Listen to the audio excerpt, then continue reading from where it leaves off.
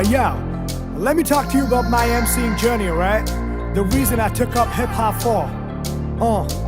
Let's go. मनोकामना Ajax dollar वोका mimosa को Moses heroic Ayodhya Ashoka को बुद्धा कंपोजर। इधर स्टार्टिंग के लाइन में ईपीआर समझाते हैं कि मेरी एमसीइंग जर्नी स्टार्ट कैसे हुई, और इसी में जब वो स्टार्ट करते हैं तो स्टार्ट करते हैं जैक डेला रोचा से।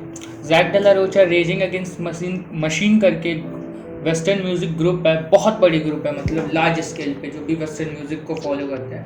तो ईपीआर यहाँ समझाते हैं कि जैक से इंस्पायर हुए, और आगे ऐड होते हैं मोसेस बहुत बड़े प्रॉफिट थे जूइज़्म के, इजराइली। तो ईपीआर इन कंक्लूजन पहली लाइन में ये समझाते हैं कि ईपीआर की मनोकामना, इनकी विश है कि उनकी म्यूजिकलिटी जैक जितनी इमर्सिव और एक्सप्रेसिव हो, और उनके थॉट प्रोसेस मोसेस जितने डाइवर्स और डीप हों। और यहाँ जो मिमोसा का वर्ड यूज़ हुआ है, ये यहाँ पे दो रीज़न से हुआ है। पहला है मिमोसा शैम्पेन या कॉकटेल, जिसमें वो बता रहे हैं कि जैसे मिमोसा कॉकटेल में चीज़ें मिल जाती हैं, उसी तरह जैक की म्यूजिकलिटी और मोसेस के थॉट उनके अंदर मिल जाएं। और दूसरा मिमोसा, मेरा गेस है कि यूज़ हुआ हो सकता है मिमोसा पुडिका प्लांट के लिए, जिसमें स्टिमुलस पे बहुत तेज़ रिएक्ट करता है। तो मोस्ट प्रोबेबली ये बता रहे हैं कि जैक के म्यूज़िक ने इनके ऊपर ऐसा रिएक्ट किया जिस तरह मिमोसा पुडिका प्लांट पे हमारा स्टिमुलस रिएक्ट करता है। फिर आगे की लाइनों में ईपीआर सर कंटिन्यू करते हैं कि हीरोइक अयोध्या अशोका को बुद्धा कंपोजर, मतलब इन कंक्लूजन की जैसे ईपीआर सर के थॉट्स और वर्ड्स अशोका की जैसे फियर्स और फियरलेस हैं और पावरफुल हैं, लेकिन उनको बुद्धा की जैसी कंपोजर तब मिली जब वो हिप हॉप में आके अपने थॉट्स को, अपने वर्ड्स को लाके ज्वाइन कर पाए। ये इसके एविडेंस हमको आगे की लाइंस में मिलेंगे। मैं मुद्दों पे फोकस्ड, आवाज मेरी होप फॉर अ होपलेस। अब नोटिस में हिप हॉप में क्रिस्टोफर वॉलेस, कोलंबस की कंपास से टंग ट्विस्टर, बस्टर रस्तों में ना फंसता। जैसा पीछे छोड़ा था, आगे की लाइंस में कंटिन्यू होता है कि इनके अंदर के जो अशोका एलिमेंट है, जो फियर्स और फियरलेस है, जो पावरफुल है, उसको कंपोजर और कंट्रोल तब मिला जब इन्होंने अपनी आवाज़ को होपलेस लोगों के लिए एज अ होप स्टार्ट करना शुरू किया। अपने आवाज़ से, अपनी वॉइस से, अपने कंटेंट से एक अवेयरनेस स्प्रेड करनी शुरू की। फिर आगे की लाइन्स में कुछ बहुत हैवी रेफरेंसेस हैं कि हिप हॉप में मैं क्रिस्टोफर वॉलेस, अब क्रिस्टोफर वॉलेस जिनको नहीं पता, इनको ओजी कहा जाता है। मतलब स्टार्टिंग सेशन में 1980s, 1970s, 80s, 90s में ये लोग एकदम मास्टर लेवल के जो हिप हॉप आर्टिस्ट थे, ये लोग थे। इन लोगों को कोर फादर्स माना जाता है क्रिस्टोफर वॉलेस को, कि हाँ इन लोगों ने एक्चुअली स्टार्ट किया। और फिर इसी को आगे क्रिस्टोफर वॉलेस को क्रिस्टोफर कोलंबस की कंपास के साथ जब ये लिंक करते हैं, तो यहाँ पे रेफरेंस दे रहे हैं कि क्रिस्टोफर कोलंबस जो थे, जिन्होंने अमेरिका की खोज की थी, जो इंडिया ढूंढने निकले थे, अमेरिका मिल गई थी। तो क्रिस्टोफर कोलंबस की स्टोरी में जब आप पढ़िएगा तो उसमें उनके कंपास की बहुत ज़्यादा इंपॉर्टेंस दिखाई जाती है, क्योंकि उस समय जीपीएस या नेविगेशन के लिए कुछ नहीं था। तो उनके कंपास ने ही उनकी सबसे ज़्यादा साथ दी थी, और शायद इसीलिए वो वर्ल्ड के सब बहुत बड़े एक्सप्लोरर्स में से एक हैं। तो यहाँ ये कह रहे हैं कि जो क्रिस्टोफर वॉलेस थे म्यूजिकल आर्टिस्ट, वो ईपीआर के लिए हिप हॉप में कोलंबस की कंपास की तरह, मतलब नेविगेटर की तरह काम किए, जिन्होंने ईपीआर को क्लियर किया और उनकी इंस्पिरेशन और बढ़ाई और समझाया, कि जिससे ईपीआर को ये मिला कि इस फील्ड में इस साइड जाना है। फिर यही चीज़ को कंटिन्यू करते टंग ट्विस्टा बस्ता रास्तों। अब देखिए, ट्विस्टा आर्टिस्ट का नाम है और टंग ट्विस्टा उनकी पहली एल्बम थी, वो भी बहुत बड़े आर्टिस्ट थे हिप हॉप में। तो यहाँ पे एक शॉर्ट आउट उनको भी है कि क्रिस्टोफर वॉलेस थे, वो गाइड होकर टंग ट्विस्टा, मतलब ट्विस्टा की जो एल्बम थी टंग ट्विस्टा, उससे होते हुए बस्ता रास्तों, बस्ता का मतलब होता है एनवेलप, ठीक है, तो बस स्पेनिश वर्ड है एनवेलप। तो जैसे एनवेलप रास्तों से होते हुए जाता है और कहीं फंसता नहीं है, उसी तरह ये उनसे गाइड होके क्लियरली चलते हुए आगे बढ़ते गए। अब यहाँ फस्ता का एक सेंस और बनता है मीट लोफ, लिटरल मीनिंग है, लेकिन मुझे कुछ समझ नहीं आ रहा कि यहाँ पे इसका कुछ बहुत ज़्यादा अटैचमेंट हो सकता है। Attila the Hun, Dr. on the beat और गाने की धुन जुबाने अफीम राकीन की झलकी सन की शोबिस का शोकेस मल्टी। आगे कंटिन्यू करते जाते हैं। अटीला द हन, अटीला द हन बहुत बड़े वॉरियर माने गए।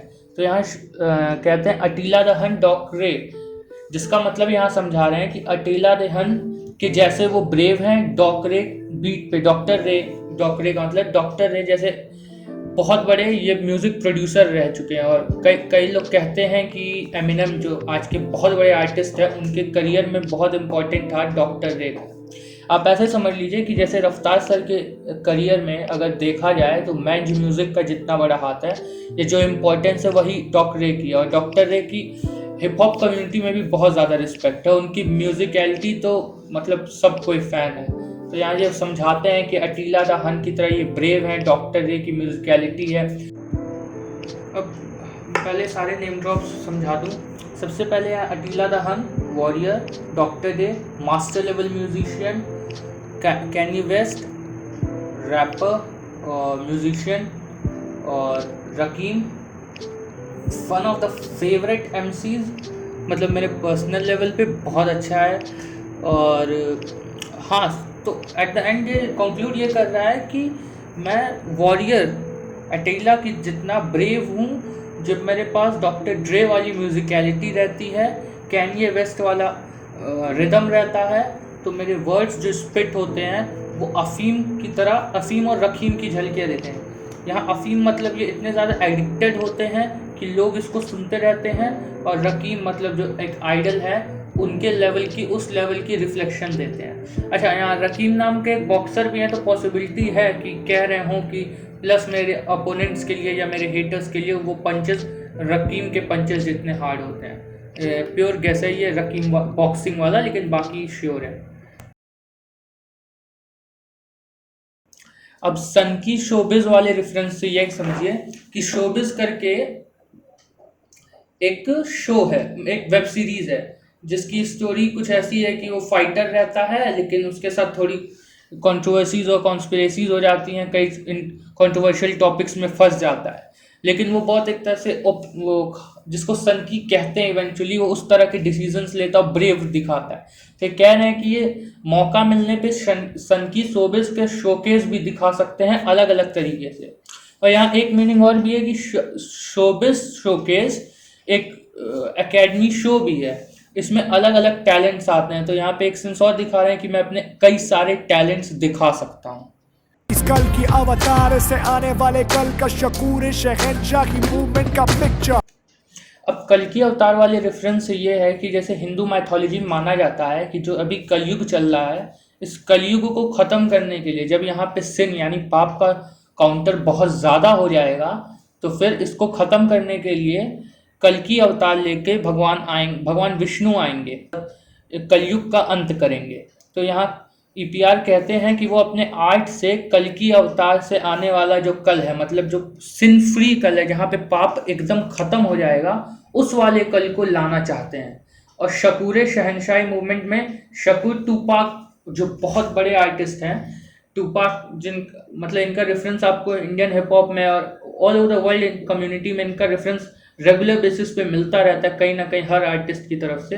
तो शकूर एक तरह से उनको ड्रॉप आउट है कि शकूरे शहनशाही मूवमेंट, मतलब जो टूपाक ने मूवमेंट स्टार्ट की थी हिप हॉप की एक बहुत ग्रैंड लेवल पे, उसके पहले भी चीज़ें थी, लेकिन उन्होंने एक नया फ्लो ऐड किया था कि उस तरह की मूवमेंट, उस तरह का इम्पैक्ट, जिस तरह का इम्पैक्ट टूपैक ने ऑल ओवर द वर्ल्ड डाला है, उस तरह के मूवमेंट में वो खुद को पिक्चराइज करते हैं।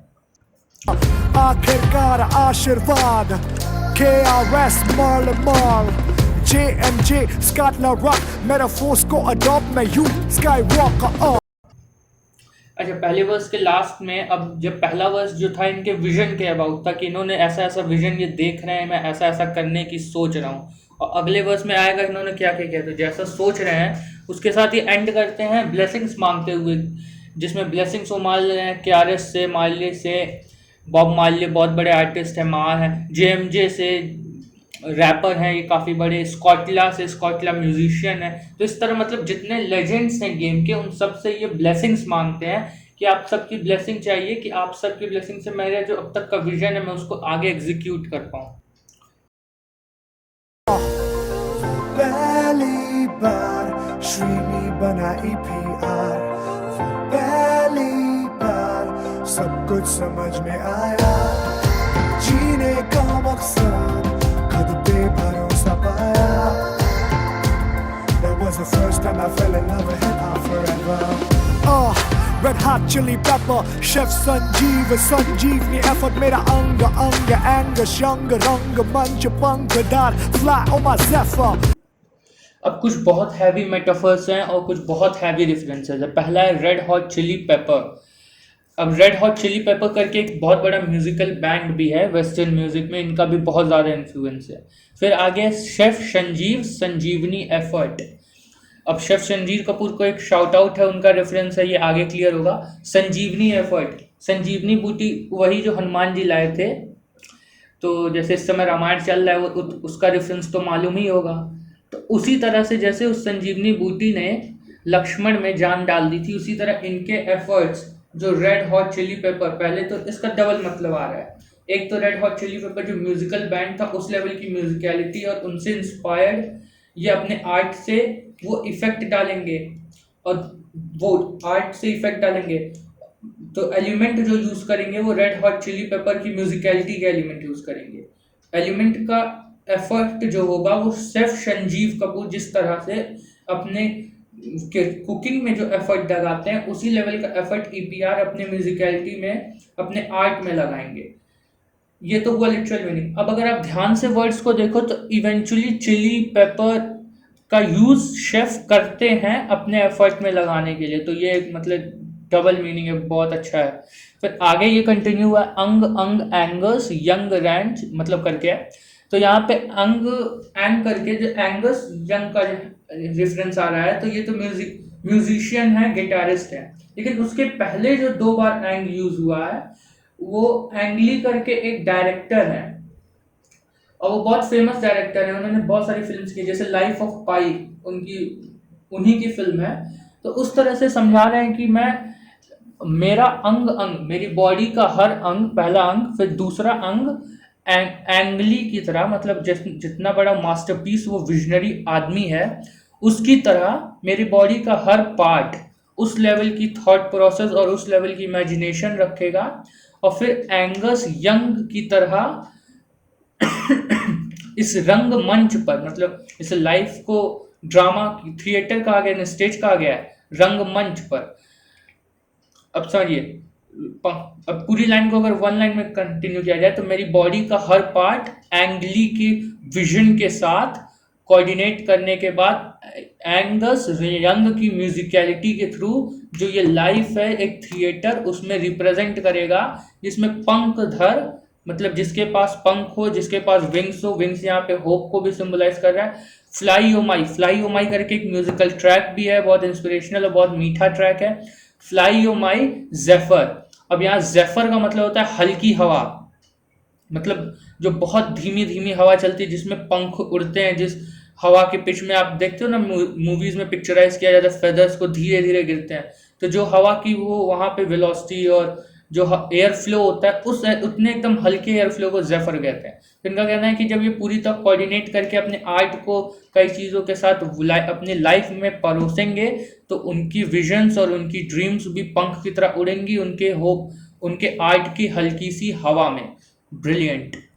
Wu-Tang की मानसिकता, Liu Kang come back, I come with sick bars, I वुटैंग की मानसिकता, वुटैंग यहाँ पे हिप हॉप बैंड का एक और रेफरेंस है, एक और मास्टर म्यूजिशियंस का रेफरेंस यहाँ पे दे रहे हैं। और Liu Kang combat, Liu Kang एक फिक्शनल कैरेक्टर है जो कि बहुत सॉलिड फाइटर है, उसका कैरेक्टर ही है फाइट, जैसे टेकन में एक जिन है उस तरह से ही ये एक कॉम्बैट गेम में फाइटर है जिसके स्पेशल यूज है नानचैक्स। इसके बाद तो यहाँ पे कह रहे हैं कि ये वुटैंग वाले थॉट मेंटालिटी से लियू कैंग कॉम्बैट की तरह लड़ेंगे, लेकिन ये उसके नैनचैक्स का यूज नहीं करेंगे, अपनी सिक बार्स का मतलब अपने आर्ट का, जैसे हिप हॉप में 4 लाइन के सेगमेंट को बार कहते हैं ना, वैसे अपनी आर्ट का रिप्रेजेंटेशन देंगे।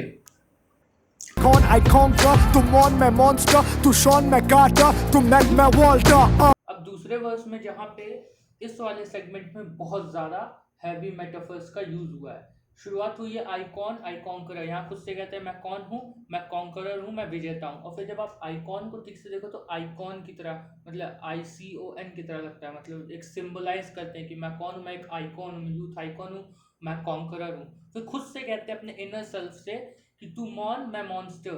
तो इनकी ऑल्टर ईगो जो EPR है वो शीनी से कह रही है कि तू चुप है, तू मौन है, तू डरता है, मैं मॉन्स्टर हूँ, मैं फ्री हूँ, मैं डिस्ट्रक्टिव हूँ अपने अपोनेंट्स के लिए, मैं ओपन माइंडेड हूँ, मैं फ्रीडम के साथ रहता हूँ, मैं डरता नहीं हूँ, मैं ब्रेव हूँ।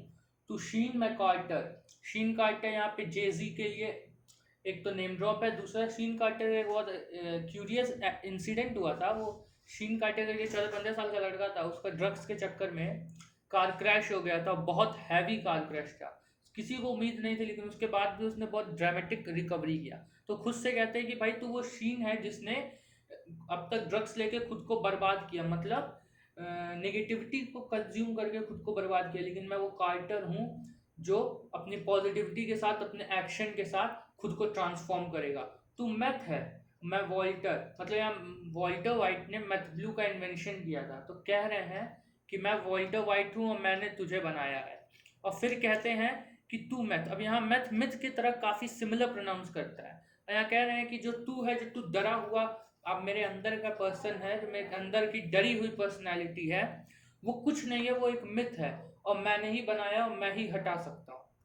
साउथपॉ मेरी हिंदी वीक, मैं ना प्रेम चंद पर प्रेम संगीत से काफ़ी सेल्फ एक्सप्लेनेटरी है साउथपॉ मेरी। यहाँ एक डिफरेंस है कि मेरी हिंदी वीक, लेकिन जो यहाँ साउथपॉ है ये भी एक रेफरेंस है, मतलब लिरिसिज्म देखिए। अरे साउथपॉ भी यहाँ पे इनका रेफरेंस है। साउथपॉ करके एक मूवी आई थी, वो एक बॉक्सर की लाइफ पे थी जो स्ट्रगल करता है, तो ये कह रहे हैं कि मेरी स्ट्रगलिंग लाइफ है क्योंकि मेरी हिंदी वीक है। और फिर ये साउथ से आते हैं, एक रेफरेंस ये भी है। अब यहाँ पे एक ऑक्सीमोरन हमारे सामने आता है कि मैं ना प्रेमचंद पर प्रेम संगीत से, मतलब एक तो वर्ड प्ले है, दूसरा ऑक्सीमोरन है, यही सेंटेंस दोनों है। पहले ये कहते हैं कि मैं प्रेमचंद नहीं हूँ मगर मुझे प्रेम संगीत से है। एक तो नेम ड्रॉप है प्रेमचंद का, जो इंडिया में बहुत बड़े राइटर थे। दूसरा ये कहते हैं कि मैं प्रेमचंद नहीं हूँ, ठीक है, फिजिकली ये प्रेमचंद नहीं है और इनको म्यूजिक से प्यार भी है, मगर जिस तरह प्रेमचंद एक राइटर थे, ये खुद भी एक राइटर हैं और इनको म्यूजिक से प्यार है। तो ऑक्सीमोरन ये, मतलब ये एक तरफ बता रहे हैं कि मैं एक राइटर जैसा नहीं हूँ, लेकिन इवेंचुअली ये एक राइटर है। जैसे हुआ ना कि अ गुड सिन, जैसे ये एक ऑक्सीमोरन अपने आप में। सिन मतलब पाप होता है और गुड मतलब अच्छा होता है। बताइए पाप अच्छा नहीं हो सकता। जैसे गुड वॉर या बैड पीस, उसी तरीके से मैं प्रेमचंद नहीं हूँ लेकिन प्रेम संगीत से, जबकि इवेंचुअली इनको राइटिंग, ये राइटर हैं। करे खाया पर आज ठोक ठा करे लाइन मतलब ठोकरे खाए पर आज हूँ ठोक ठाकरे। यहाँ एक रेफरेंस है कि मैं गिरता पड़ता रहा, मेरी लाइफ स्ट्रगलिंग रही, लेकिन आज मैं ठोक ठाकरे हूँ हिप हॉप में, जिस तरह बाला साहब ठाकरे थे, मतलब एक unique personality, man for himself, उस लेवल की। ये कह रहे हैं कि मैंने अपनी इमेज बनाई है, मैंने अपना स्टैंड आउट पोजीशन बनाया कि मैं आज ठाकरे जितना बड़ा हूँ। जिस लेवल की इन्फ्लुएंस ठाकरे की थी, उस लेवल की इन्फ्लुएंस मेरी है। यहाँ ठाकरे से बाला साहब ठाकरे जी को रेफरेंस दिया जा रहा है, जो कि बहुत बड़े पॉलिटिशियन, सोशल इन्फ्लुएंसर रहे हैं। आप में देखो कितने मीर जाफर है। ये मेरी पर्सनल फेवरेट लाइंस में से एक है, हिप हॉप में देखो कितने मीर जाफर। ये स्नीक डिस है उन सब लोगों पे लिए। जैसे पहले आप समझिए मीर जाफर कौन थे। मीर जाफर इंडिया के पहले वो नवाब थे जो इंडिपेंडेंट से डिपेंडेंट हो गए थे ईस्ट इंडिया कंपनी की तरफ। तो कह रहे हैं कि इंडस्ट्री में बहुत सारे ऐसे रैपर्स हैं जो हार मान चुके हैं और अब अपनी आर्ट को छोड़ के, अपनी आर्ट जो कि एक आर्टिस्ट की प्राइड होती है, उस प्राइड को ये खो चुके हैं। जैसे इंडिपेंडेंट, जैसे हुआ ना, एक हुआ कि एज अ वॉरियर आप लड़िए लास्ट मोमेंट तक और शहीद होइए, और एक हुआ कि एज अ लूजर आप जंग में ही बीच में अपनी हार मान के, अपने स्ट्रगल को छोड़ के नेचुरल डेथ मरिए। तो कह रहे हैं कि ऐसे कई हैं जिनके पास अपनी आर्ट और आर्टिस्ट्री थी, लेकिन उन्होंने उसको छोड़ दी मीर जफर की तरह, और अब लेबल्स के या पब्लिक डिमांड के या पैसे के चक्कर में उनके नीचे दब के एक सिक्योरिटी के चक्कर में वो स्ट्रगल को, उस हसल को छोड़ दिया और अपनी आर्ट को डिग्रेड कर लिया। मतलब क्या Done मेरी कितने कलम, लंबे true references। journalism उथल पुथल करूं, cause I never give up on काफ़ी सेल्फ एक्सप्लेनेटरी यहाँ ये कह रहे हैं कि इनकी ये राइट किसी भी टॉपिक पे लिखने से हेजिटेट नहीं करते हैं, प्योरिटी के साथ लिखते हैं और एकदम सॉलिड लिखते हैं, कोई हेजिटेशन नहीं, कोई डर नहीं, जो लिखते हैं प्योर जर्नलिज्म।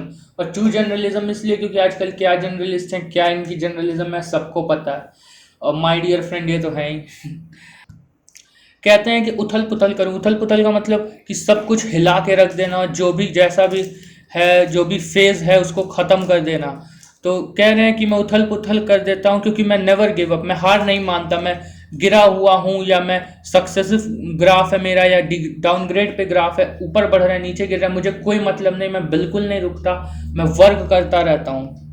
हुनर भरे हर अल्फाजों में बिग डैडी केन रैपिंग चंडी कला लेन, yeah। काफ़ी सेल्फ एक्सप्लेनेटरी है। हुनर हो रहा है मतलब इनका कहना है कि इनके हर वर्ड्स में, सारी वर्डिंग्स में टैलेंट है, पोटेंशियल है, कुछ फेक नहीं है।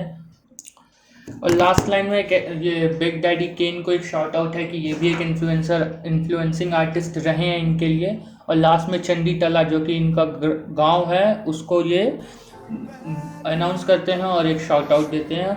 और इसके साथ फिर आपका लास्ट का हुक आता है, लास्ट कोरस आता है और फिर इनका मैसेज है और यहाँ पे सॉन्ग एंड हो जाता है। So that's how break down goes. That was the first time I fell in love with hip-hop forever. A lot of speculation are going around about who deserves the trophy of MTV Hustle better, whether it was me or Perry. How does it even matter? What matters is I planted a seed of Buddhist poetry in every one of you. Take care of it, grow it, water it, bleed ink.